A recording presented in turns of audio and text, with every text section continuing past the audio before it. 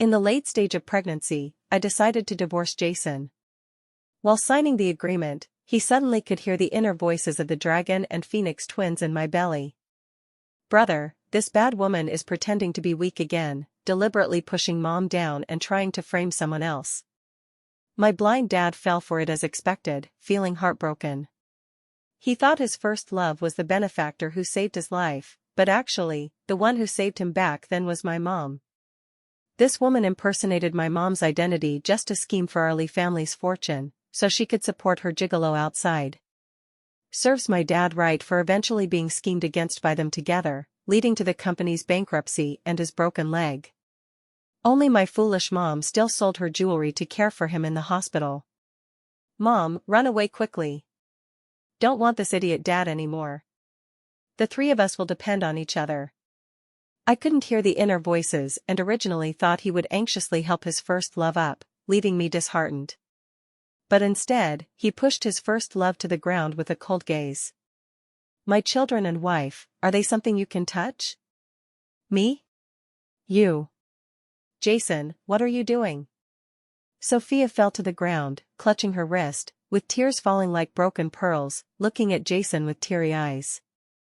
I just wanted to support my sister, she's about to give birth, and standing is too tiring. I watched her performance coldly, feeling numb inside. It's like this again. It's always like this. As soon as there was any sign of reconciliation between Jason and me, Sophia would immediately appear, using her masterful acting skills to easily provoke our crumbling marriage. I was tired. I reached for the divorce agreement on the table, just wanting to end this farce quickly. But Jason's hand got there first, pressing down on the document. He didn't even glance at Sophia again. Those eyes that used to look at me with impatience and detachment were now locked tightly on me, surging with turbulent waves I couldn't understand. Yo, the blind dad finally opened his eyes? Good push. Do it again. Let her know why flowers are so red. Mom, look quickly, the idiot dad seems to have his IQ online. I couldn't hear. I only saw his hand pressing on the divorce agreement, knuckles turning white from the force. I thought he didn't want to divorce. It was for Sophia, for his first love in his heart, to punish me, the obstructive wife. My heart sank completely to the bottom. Jason, that's enough. I spoke tiredly, my voice hoarse. Let go, I'll leave with nothing. His body shook, and the storm in his eyes seemed more intense. What nonsense are you talking? His voice actually carried a trace of panicked trembling. Mom, don't be afraid. If he dares to bully you, we'll hack his company. Brother, take it easy, we're still in Mom's belly and can't go online. Oh, forgot. Then after we come out, we'll Photoshop all his handsome photos into pig heads. Jason's face changed repeatedly, turning pale and flushed, finally looking like he was holding back laughter or getting angry. He released the agreement and instead grabbed my wrist tightly. Come home with me. His grip was strong, yet he carefully avoided my protruding abdomen. I was half forced by him to walk out. Jason. Sophia's sharp voice rang out from behind. My foot seems twisted, it hurts so much. If it were before, Jason would have immediately turned back and rushed to her anxiously. But this time, he only paused his steps without turning his head. My driver is outside, his voice as cold as ice, he will take Miss Sophia to the hospital. As for the medical expenses, I'll have my assistant settle them together. From now on, don't appear in front of my wife again. After saying that, he pulled me along without any further delay and walked out of that suffocating cafe. Sophia sat in place, her weak and pained expression instantly freezing into shock and ferocity. I was stuffed into the car by Jason. He leaned over to fasten my seatbelt, his movements gentler than I had ever seen. The car drove out smoothly. I looked at the receding street scenes outside the window, feeling everything so unreal. Jason, what exactly happened? You sit first, don't move. As soon as we got home, Jason treated me like a rare treasure, carefully placing me on the sofa. Then, he started bustling about, pouring hot water, getting cushions, even digging out pregnancy snacks and placing them one by one in front of me. I frowned as I looked at him. This attentive appearance made me feel unfamiliar, even a bit uneasy. Humph, now he knows to be attentive? Too late. Exactly, Mom has been pregnant with us for so long, has he cared even once? Mom's morning sickness was all taken care of by Aunt Lucy. At that time, he was still accompanying that bad woman to watch the stars and the moon. Scumbag. Dog dad. Jason's hand holding the water cup suddenly shook, spilling a few drops of hot water on the back of his hand, instantly scalding it red. But he acted as if he didn't feel it, just staring at me fixedly, his eyes full of guilt and heartache. "I'm sorry," he said hoarsely. "Before, it was me who neglected you." I lowered my eyelashes without speaking. Could a single sorry erase all the hurt? When my morning sickness was at its worst, vomiting until the world spun, he was accompanying Sophia to celebrate her securing a small project collaboration. In the middle of the night, when my legs cramped and the pain kept me awake, I called him, but it was Sophia who answered, saying in a cloying voice, "Jason drank too much and is already asleep." Those days and nights of disappointment and heartache had long exhausted my enthusiasm. "Jason," I spoke calmly, "let's still talk about the divorce." "No divorce." He almost roared it out. After roaring, he immediately softened his tone, with a hint of pleading. "We won't divorce, okay? It was me who was a bastard, me who was blind before, give me another chance." Yo, he even knows he was blind. What's the use of just saying it, he needs to take real action. That bad woman hasn't been dealt with yet. She definitely won't let it go. That's right, what's that gigolo she keeps outside called? Seems like Harris? He's a fitness trainer. That Harris, every penny he spends was scammed from our Lee family. Jason's pupils suddenly contracted. He took out his phone, fingers tapping quickly on the screen, seemingly sending a message to someone. I watched his actions, sneering inwardly. Was he handling Sophia's mess again? Or comforting his first love? I stood up, not wanting to see this glaring scene anymore. "I'm tired, I want to rest in the room." He immediately put away his phone and followed nervously. "I'll support you." "No need." I shook off his hand and walked straight to the bedroom. He stiffened in place, his tall figure under the light appearing somewhat at a loss and desolate. I closed the door, shutting him out. Leaning against the door panel, I slowly slid to the ground, tears finally falling uncontrollably. Why? Why give me this bit of false gentleness when I'm about to give up? "Jason, what exactly do you want?" The next day, when I woke up, Jason was already not at home. Good, saves the mutual annoyance. I was just about to ask Aunt Lucy to prepare breakfast when the doorbell rang. Aunt Lucy opened the door, and outside stood Jason's special assistant, Jack. "Madam," Jack respectfully handed me a file bag. "This is what Jason asked me to give you." I took it puzzled. Opening it, inside was a thick stack of documents.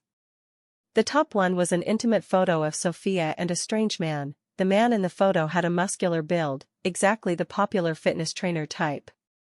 Below the photo was the man's detailed information.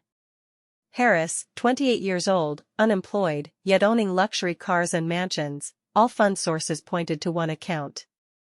And the owner of that account was Sophia. What shocked me more was the content behind.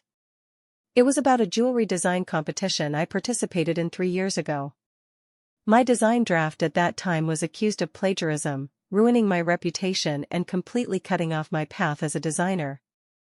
And now, this document clearly recorded that it was Sophia who bribed my assistant at the time, stole my design draft, registered the copyright first, and then slandered me for plagiarism. The file also included the assistant's handwritten confession and bank transfer records. Ironclad evidence. My hand holding the file trembled slightly. So, the destruction of my career wasn't an accident but Sophia's meticulous scheme. But why did she do this? Just because I married Jason? At this moment, Jason walked in from outside, his steps hurried, with thin sweat on his forehead. You've seen it all? He walked up to me, his voice tense. I looked up at him, my gaze complex. So what? I asked, what are you trying to prove by showing me these? Proof that you've finally discovered she's not the pure white lotus you imagined? He was choked by my words, his face full of bitterness. I'm sorry, he apologized again, it was me who misjudged people, making you suffer so much grievance. I promise it won't happen again. He reached out, wanting to touch my face. I turned my head to avoid it. Grievance? It's more than grievance. It's malice that destroyed my entire dream. I looked at him, asking word by word. These, I can let go. Jason, I only ask you one thing. Back then on the snow mountain, was the person who saved you her? This was the biggest knot between us. It was the root of all his indulgence and guilt toward Sophia.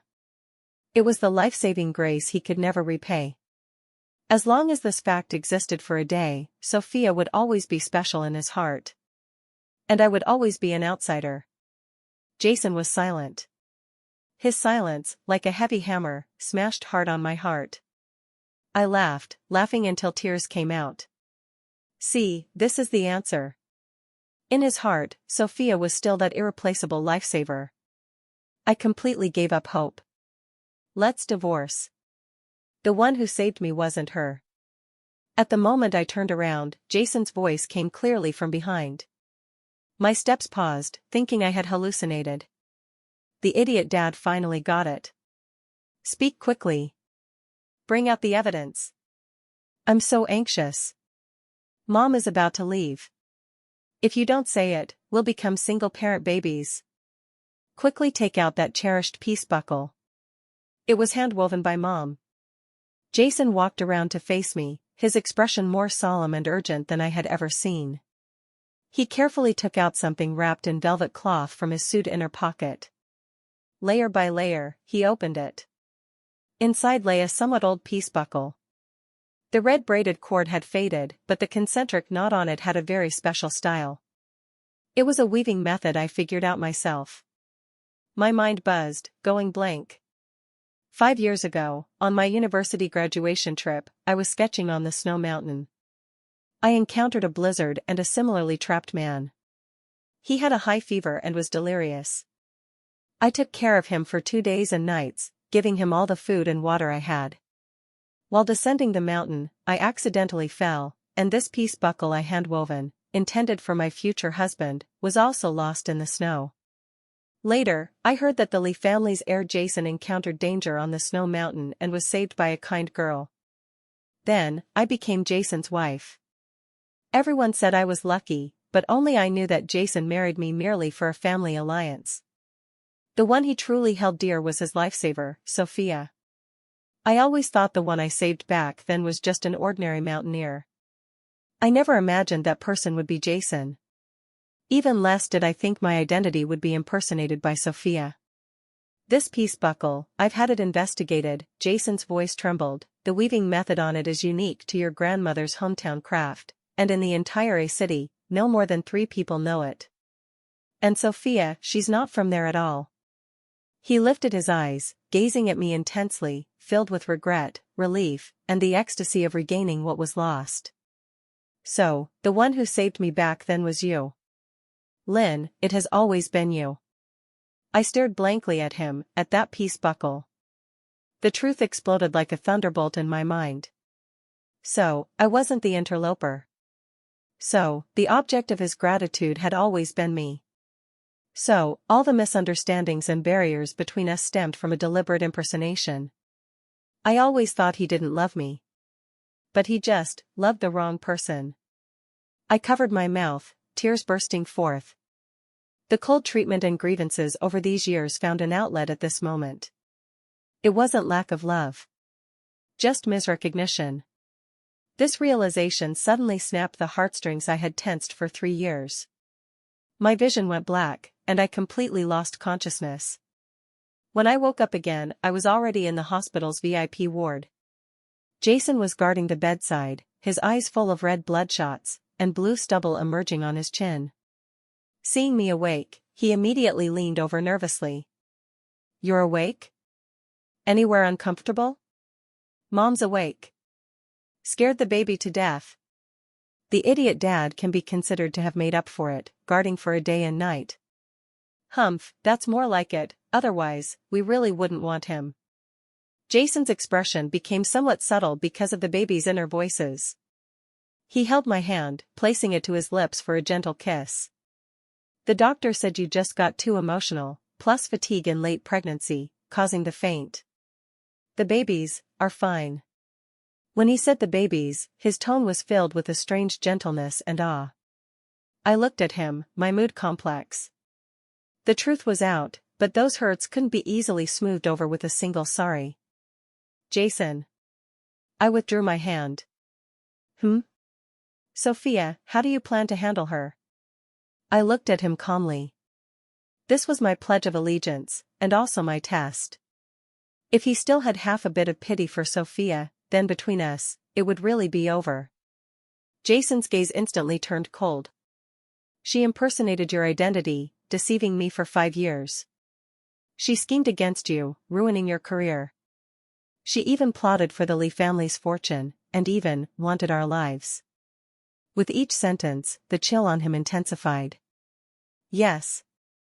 Dad was eventually driven to bankruptcy and broken legs by her and that gigolo teaming up. That woman is too vicious. Upon hearing this, the killing intent in Jason's eyes almost overflowed. I won't let her go. He said resolutely. She and that Harris embezzled public funds, engaged in insider trading. I've had the legal team prepare the evidence. They'll spend the rest of their lives in prison. Hearing this outcome, the big stone that had blocked my heart for years finally fell. I looked at him. This man I had loved for years, and resented for years. Now, he had finally cleared his eyes and returned to my side. Jason. The divorce agreement. I paused, let's put it aside for now. He was stunned, then immense ecstasy swept over him. He pulled me into his arms, with such force as if to meld me into his bones and blood. Thank you, wife. His voice choked, warm liquid dripping into my neck. Yay. Dad and Mom reconciled. I said the idiot dad could still be saved. Then after we come out, should we be nicer to him? Depends on his performance. I leaned in his arms, listening to his strong heartbeat, feeling the baby's excitement in my belly. I couldn't help but smile. Perhaps, I should give this idiot dad, and our family, a chance. Jason, please, can you see me one more time? Sophia's call came as expected. Jason put it on speaker, his cold male voice without a trace of warmth. There's nothing to see between us. No. Jason, listen to my explanation. Everything isn't as you think. It's Lynn. She framed me. Sophia's voice was shrill and frantic. She's jealous of me. She's jealous of how nice you are to me. That's why she fabricated that evidence. Sitting nearby, I was calmly peeling an apple when I heard this, and I nearly burst out laughing. Is this woman crazy? Still trying to shift the blame to Mom now? Has her brain been kicked by a donkey? Jason glanced at me, his eyes carrying comfort and a hint of indulgence. He sneered at the other end of the phone. Forged? Sophia, do you take me for a fool? Every transfer record between you and Harris, every hotel record, do you think they can all be erased? And, 5 years ago on the snow mountain, you don't even know what brand of jacket I was wearing, yet you dare say you saved me? The other end of the phone instantly went dead silent. After a long while, Sophia said in a venomous voice, as if crawling out from hell. Jason, don't regret it. Do you really think with just those things, you can convict me? I tell you, the person behind me is someone you can't afford to provoke. After saying that, she hung up. I frowned. The person behind her? It's her godfather, a real estate tycoon surnamed Huang. That old lecher has long coveted our Lee family's real estate business. Sophia is the pawn he placed by Dad's side. They plan to collaborate from inside and out to swallow the Lee group. Upon hearing this, Jason's face completely darkened. He immediately dialed Assistant Jack's phone. Go investigate a real estate tycoon surnamed Huang, closely related to Sophia. Dig up all his dirt. I want him to never turn over. After hanging up, he looked at me, his gaze deep. Don't be afraid, I'm here. I nodded, handing him the peeled apple. I'm not afraid. I know, from now on, we are teammates fighting side by side. A bloody storm in the business world was imminent. But this time I was no longer fighting alone. I looked at the man beside me, his distinct profile, focused and cold. He was no longer that fool blinded by first love. He was the father of my children, my husband. The guardian of our family. Jason acted quickly. 3 days later, a city's financial news exploded. Huang's real estate suspected of tax evasion, illegal fundraising. Chairman Howard has been taken away by police for investigation. In the news footage, that real estate tycoon who was still high-spirited yesterday was now in handcuffs, ashen-faced, being escorted into the police car. And on the background board behind him, photos of him intimately with different women in various occasions were looping. The most eye-catching photo was the one of him and Sophia at the yacht party. Sophia wore a revealing bikini, coiled around Howard like a beautiful snake. Whoa, major social death scene. This old lecher is done for, Sophia can't escape either. Dad's move of pulling the rug out is beautifully done. Jason turned off the TV and sat down beside me. All resolved. His tone was flat, as if he had just done something trivial. But I knew how much effort he put in these days to topple a deeply rooted local snake like Howard. I picked up the remote and switched to a prenatal music channel. What about Sophia? I asked. With Howard down, her biggest backer is gone. Jason picked up the bird's nest in front of me, stirred it with a spoon, tested the temperature, then fed it to my mouth. Her and Harris's embezzlement case has solid evidence, trial next week. Waiting for them is at least over 10 years in prison. I opened my mouth, swallowing the bird's nest he fed. Sweet and silky, warming my heart. That's good. An era has completely ended. The era belonging to Sophia. Next is the new era belonging to me and Jason, and our babies. The ward door was knocked. Aunt Lucy pushed the door in, followed by 2 men in suits. Sir, madam, the Sue family has come. Jason and I exchanged a glance. They're here. Sophia's parents. Those 2 extreme parents who treated selling their daughter as a lifelong career. Jason. As soon as Sophia's mom walked in, she lunged at Jason, ready to put on a show of crying, screaming, and threatening suicide. Jason calmly sidestepped her, leaving her lunging at thin air and nearly falling over. Aunt, please respect yourself. His tone was distant. I have no relationship with your daughter. Sophia's dad supported his wife, looking at Jason with a pained expression. Jason, how can you be so heartless? Sophia has been with you for 5 years anyway. In these 5 years, how much she sacrificed for you, have you forgotten? What did she sacrifice? Time to sleep with me? Or energy to find a gigolo outside? These 2 old things have skin thicker than city walls. Jason's face turned colder because of the baby's inner voices. I put down the book in my hand and spoke slowly. Have you forgotten who accepted the Lee family's $5 million check back then, personally promising to keep your daughter away from Jason? Sophia's parents' faces instantly turned pale.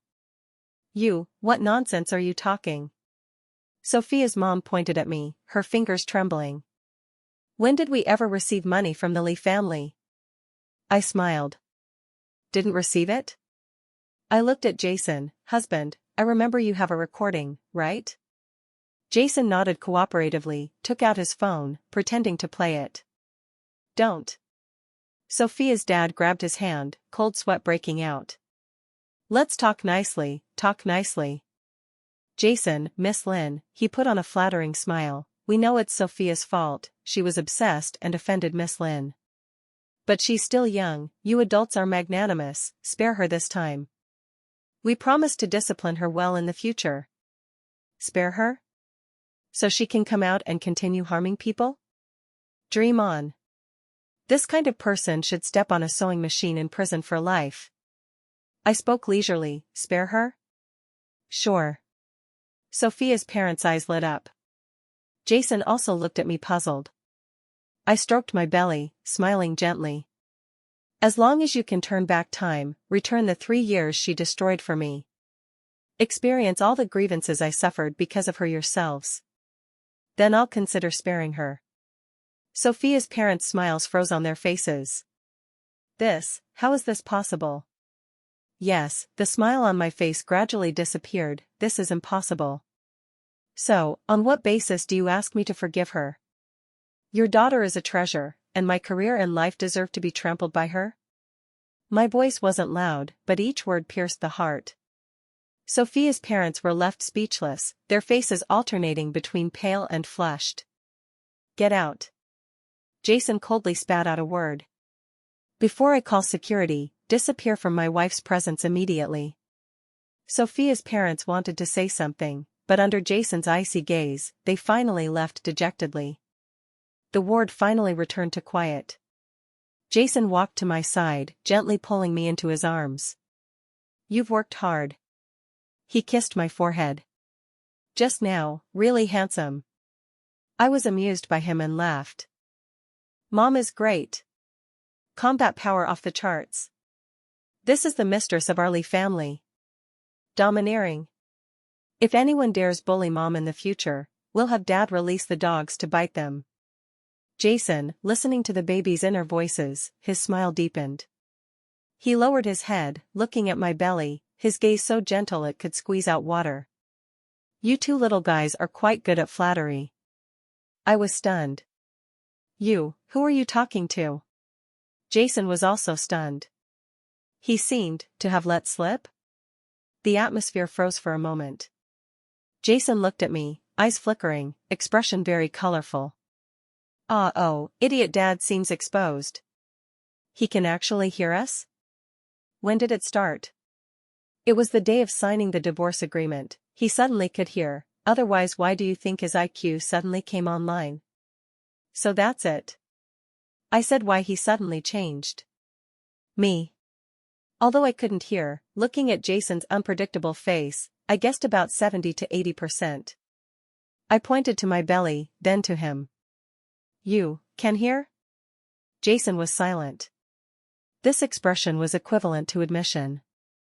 I took a deep breath, trying to digest this fantastical fact.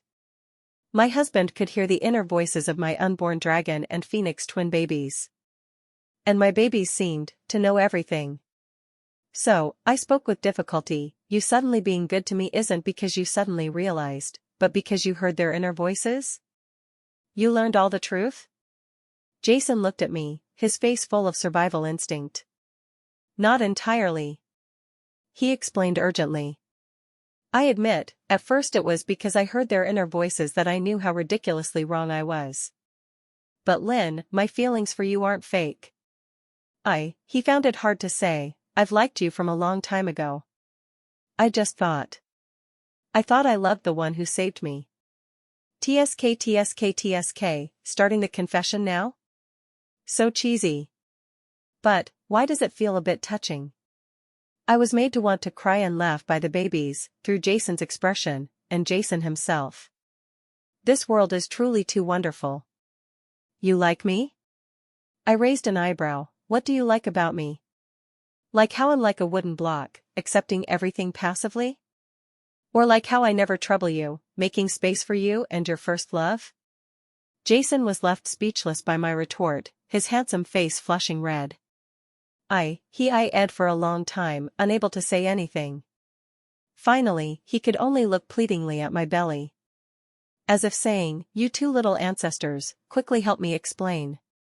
Brother, Dad seems to be asking us for help. Ignore him, let him think himself. Can't even say what he likes about Mom, too lame. Jason's face darkened further. Looking at his deflated and helpless appearance, the last bit of depression in my heart dissipated. I reached out and pinched his face. All right, not teasing you anymore. For the baby's sake, I'll forgive you this time. However, I changed tone, death penalty spared, but living punishment hard to escape. From today, you're the exclusive servant for us mother and two. On call, hardworking without complaint, any problem? Jason was stunned for a moment, then a brilliant smile bloomed on his face. He nodded vigorously, like a big golden retriever getting a bone. No problem. Guarantee to complete the task. Since Jason was exposed, our family's style became somewhat weird. For example, in the middle of the night, I wanted to eat the hot and sour noodles from that shop in the south of the city. I hadn't spoken yet, just thought in my mind. I really want hot and sour noodles, the kind with extra numbness, spice, and vinegar. Mom wants to eat. Dad, go buy quickly. The next second, Jason, who was sleeping soundly beside me, would immediately spring up from the bed. Wife, you want hot and sour noodles? I'll go buy right away. Then, ignoring that it was 3 a.m., he put on clothes and rushed out. Another example, during prenatal checkup, the doctor said I was a bit iron deficient. I hadn't had time to figure out how to supplement. Iron deficiency means eat more pig liver and spinach. But pig liver is fishy, spinach is astringent, Mom doesn't like them. What to do? Babies need nutrition. Idiot dad. Think of a way quickly. Time to show your value. So, that evening, on our dining table appeared a dish of pig liver spinach soup that was colorful, fragrant, flavorful, completely without fishiness or astringency. Jason, with 2 dark circles, looked at me with a face seeking credit. I consulted a Michelin 3-star chef, researched all afternoon to make it. Try it, guaranteed delicious. Such things were countless. Jason almost became the roundworm in me and the baby's bellies. No, he was more powerful than a roundworm. He became the exclusive wish-fulfilling machine for me and the babies. From initial shock, to later habit, to now, taking it for granted. The employees of the Lee Group discovered their president had changed. The former cold and ruthless workaholic who only had work in his eyes became a family man who left work on time every day and never worked overtime on weekends. All meetings were arranged in the morning as much as possible. All social engagements that could be pushed were pushed. Occasionally for unavoidable ones, he would bring me along. Then, under the jaw-dropping gazes of business partners, he peeled shrimp for me, served dishes, caring meticulously. Some privately joked that Jason had been bewitched. Upon hearing, Jason just smiled faintly. I'm just making up for the mistakes I made in the past. My wife and children are more important than any business. When these words reached my ears, my heart felt like soaked in warm water, soft to a mess. The due date was getting closer. My belly was big like a ball, movement increasingly inconvenient. Jason simply moved all work home, guarding me inseparably. One evening, I stroked my belly, feeling the occasional fetal movements inside, and asked him softly. Jason, after they come out, can you still hear? Jason was massaging my swollen calves. Upon hearing, his movements paused. He looked up at me, gaze gentle. I don't know. But if I can't hear, it doesn't matter. Because now, I've learned to listen with my heart. He held my hand, placing it on his chest. Listen here, what it says is all, I love you. The labor pains came suddenly in the deep night. Jason was more nervous than me. When holding me rushing to the hospital, his hands were shaking. The whole hospital was alerted. The best obstetricians and midwives team were already on standby. I was pushed into the delivery room. Jason insisted on accompanying the birth but was sternly refused by me. Mom, keep going. We'll meet soon. Brother, I'm a bit nervous. Is that idiot dad outside reliable? Don't worry, he's already booked the entire hospital, equipment and doctors are world-class. If he dares to be unreliable, we'll dismantle him when we get out. Jason outside the delivery room, listening to the baby's inner voices, crying one moment and laughing the next, like a schizophrenic. The surrounding nurses looked at him as if he were crazy. The delivery process was very hard, but I felt full of strength. Because I knew the person I love was guarding outside the door. In my belly, 2 little lives were cheering for me. I don't know how long passed. With 2 loud cries, the world finally quieted. Congratulations, Mr. Jason, Mrs. Lynn, it's a very healthy pair of dragon and phoenix twins. I lay on the bed covered in sweat, looking at the 2 wrinkled little things the nurse brought over, tears instantly surging out. Jason rushed in. He first looked at me, confirming I was okay, then with trembling hands went to see the 2 children. He carefully touched the boy's little face. Eh? Who is this big guy? Looks quite handsome. Jason was stunned. He heard it. He could still hear. He then touched the girl's little hand. Brother, he touched me. Is he that idiot, Dad? Seems so. Looks a bit sillier than imagined. Jason. This business emperor who just experienced the most tense moment in life, his expression at this moment can be said to be very colorful. He looked at me, then at the 2 children, his face full of bewilderment. Who am I? Where am I? Why is my life like this? Looking at his appearance, I couldn't help laughing out loud. Welcome to our new world, Mr. Jason. He came back to senses, looked at me, and smiled too. He came over, leaned down to print a deep kiss on my forehead. Welcome, my little ancestors. And thank you, my wife. From then on, in his life, besides me his wife, there were 2 more barrage commentators who could sharply roast him anytime anywhere. I think his future days will be very, very lively. 1 year later. Dad, dumb. The daughter Eva, who just learned to speak, pointed at Jason who was clumsily changing diapers, milky voice spitting out 2 words. Sister is right, he even put the diaper on backwards, really dumb to death. The son Mason, who could already crawl proficiently, sat aside, seriously echoing in his mind. Jason.